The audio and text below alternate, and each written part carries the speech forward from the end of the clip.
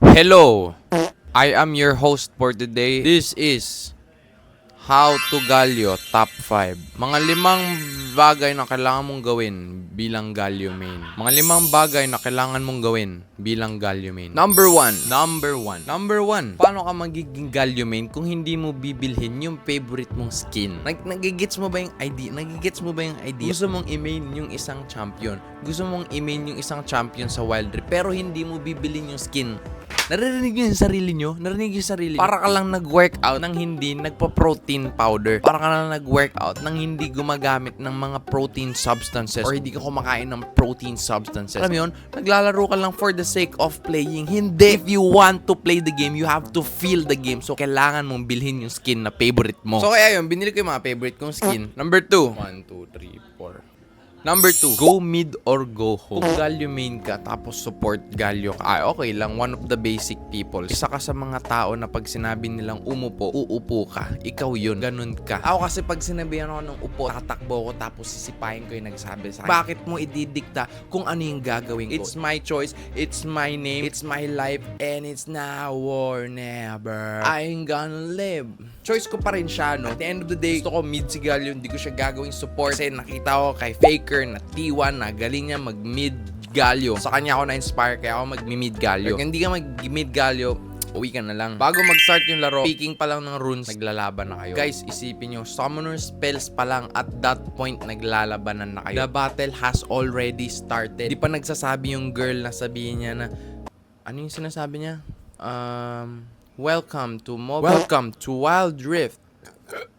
Basta gumagano siya, di ba, yung babae. Tapos guys, pipili mo lang yung gusto mong runes. Ay, gusto ko si Galio ko is matigas siya. Tapos medyo haluan ko ng AP. So, ito yung mga pipiliin kong runes. Pero, you may use whatever runes yourself. Actually, itong runes na pinipili ko, yan lang yung suggested kasi na runes. So, siya yung pinili ko. At the end of the day, guys, feel ko naman wala yan sa rules na sa player skills talaga. Kung banu talaga kayo.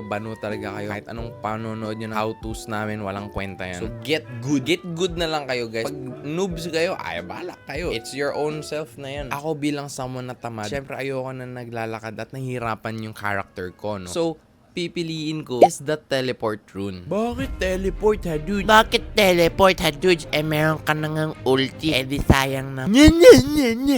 Again, I do it my way or the highway. I go mid or I go home. Guys, isipin nyo na lang kasi yung ulti ni Galio, hindi siya tulad ni Pantheon or ni Twisted Fate na global. Technically, may range din naman siya. Pero technically, parang global na rin siya. Kaya magandang i-mid si Galio. Kasi kapag nag-ulti ka, konting lakad lang, punta ka sa bush na to, tapos abot mo na yung buong range nung top or nung bottom.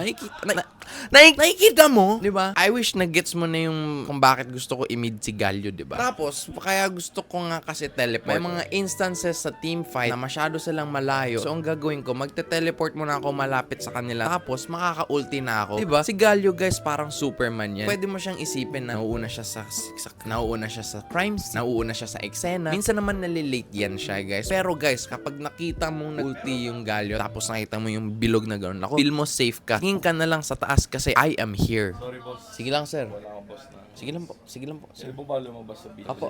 Hello po, isa po ako Pike Main. Pike Main. Spike main time. Pike.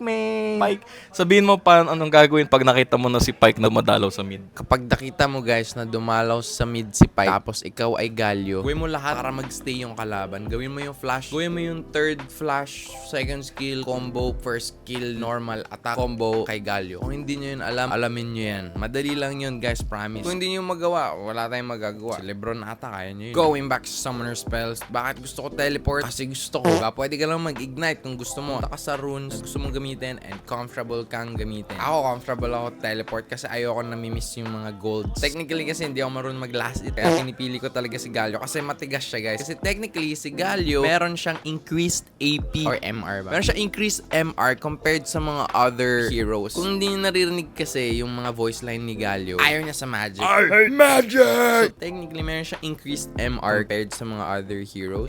Mostly naman na nakakatapat natin sa mid lane is AP. Nagigess nyo kung bakit maganda siya i-middle. Now that we're done with the runes and summoner spells, pupunta na tayo sa number 4. Push and dumalaw. Bilang Galio main, anong gagawin mo? Hindi mo naman matatamaan yung katapat mo kasi melee ka, di ba? Pero lagi mong tatanda, meron kang passive skill, guys. Sa mga hindi nakakaalam, yung passive skill ni Galio, nagre-reset yan tuwing natatamaan mo yung kalaban mo ng first skill mo. So, ganito gagawin mo. No, normal hitin mo yung minions. Bang! Malapit na lang yan sa kalahati. So, ang gagawin mo, guys, yung first skill mo, ipatama mo yan sa enemy hero. I-aim mo siya or pindutin mo lang siya tapos hope na tumama siya sa hero. If you're smart like me, ang gagawin mo, tatapat mo siya sa hero, pero i-make sure mo na yung line na ito yung, yan, nakita mo yan, yung dalawang line na yan. Tatama dapat sa minions yan. Release mo ng first skill mo, tumama sa minion yun, and at the same time, tatamaan din yung enemy hero. O bro, paldo ka na yan. May kita mo yung minion, konting hit na lang yan. So, tama kasi kaka-reset lang ng passive skill mo. So, pagkahampas mo, boom, yata, push ka na lang. Anong gagawin ng hero, di ba? Level 1 pa lang siya. Is either 1, skill siya ng skill, maubusan siya ng mana, or atras lang yan, bro. Kasi yung mga minions mo and you is marching forward, wala na siyang minions to protect him or her or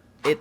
Yun yung pwede nyong gawin. Tapos guys, kapag busy sila mag-last, ang pwede mong gawin, you have two options. Kuha ka ng plating or dumalaw ka, bro. Siyempre, mid-galyo ka eh. Pero gagawin mo dyan? Dumalaw ka. Punta-punta ka lang dito. Gaya ka ng ward dito. May silbi ka pa rin, bro. Kahit bato ka na gumagalaw, meron ka pa rin silbi kahit hindi ka pa level 6. Lagi yung tatandaan, another goal nyo kay Galio is to reach level 6 agad para mapabilis ang pagdalaw nyo. Kasi guys, pag level 6 kayo, wala, walking rock lang kayo. Technically, nagpapatigas lang kayo niyan. Kung kakalimutan, meron ka pang other lanes na pwede mong dalawan. Kung walang tao sa top, pwede ka mag-bot kasi for sure papunta na yan sa bot. Kung hindi mo naman alam kung nasan sila, ay mag-wards ka, bro. Dalawa yung wards mo. Ano gagawin mo sa wards mo? Titipirin mo yun hanggang next game. So pwede ka magparamdam doon, no? Ako si Galio, mag-skill ka lang doon. Tapos balik ka na doon sa mid lane mo. By the time na bumalik ka sa mid lane mo, sakto lang yung minions. Hindi mo kailangan magmadali. Always relax ka lang. Number 5, the late game gaming. Okay, so at this point, kung Galio main ka, ginagawa mo is either A, masakit ka kasi naka full AP build ka, or tank Galio ka. So kung hindi ka na masakit, technically, matigas ka na lang. At this point, no, ang ginagawa ko na lang is supporting my teams talaga when it comes to team fight and protecting my ADC or jungler or top lane. Basta, pumili ka ng commander, siya yung protektahan mo the whole game. Kung ADC man yan, doon ka sa likod. Kung jungler man yan, samahan mo siya, protektahan mo siya gamit yung ultimate mo. And most importantly, if medyo alanganin kayo, sacrifice ka na. Mag-sacrifice ka na. At anong gagawin nila sa'yo? Bato ka lang naman. O makakuha sila 300 gold, 400 gold. So what? At least buhay yung buong team mo. Have the courage to tell them, guys, dito kaya, back na kayo, ako na bahala dito. O, diba? Parang Superman, bro. Alam mo yung all hope is gone, pero dahil sa'yo, may chance pa rin silang manalo and may chance pa rin silang mag-retreat. The enemy team might have won the fight, but they did not win the game yet. O, di ba? Meron pwedeng two choices na pwede mangyari dito. Either A, mag-retreat yung team mo for now and mag-engage sila mamaya, which is nice kasi lahat ng mga skills ng mga kalaban, binato nila sa'yo, bro. Kasi matigas ka eh. Alam mo yun? Pwede pa mag-zonyas kung gusto mo, di ba? Para pampatagal lang. Ikaw bahala kung ano gusto mo. Actually, nag-zonyas din ako eh. Depende sa kalaban. 2 is mag-retreat yung team mo, tapos antayin ka ulit nila. Most of the time, hindi naman binabantayan ng mga kalaban yung timer mo. Pag mabubuhay ka na, pwede mo sabihin na 4 seconds na lang, ulti ako, mabubuhay na ulti ako dyan. O, diba? Tapos, ipa-engage mo na sila sa team fight. Akala ng kalaban na nanalo na sila. Boom! Meron kang ulti. So, pagka-land mo ng ganyan, I am here. O, diba? Wala, panalo na kayo sa team fight nun, bro. What if ganito? What if ganyan? Wag mo kasing pangunahan, bro. Ayun yung problema sa'yo. Pinapangunahan mo. Lagi ka nag-overthink. Ano magagawa ng pag-overthink mo? Ano magagawa ng pag-overthink mo? Wala. Don't think. Just do it. So yun lang po ang ating top 5 if you want to be a Galio main like me. If you have other tips o meron man akong hindi nasabi, ilagay nyo dito kung sa tingin nyo sang-ayon kayo or hindi nyo gusto yung mga tips ko, wala akong pakialam.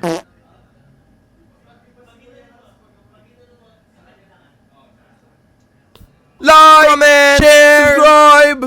Anyways, thanks for watching.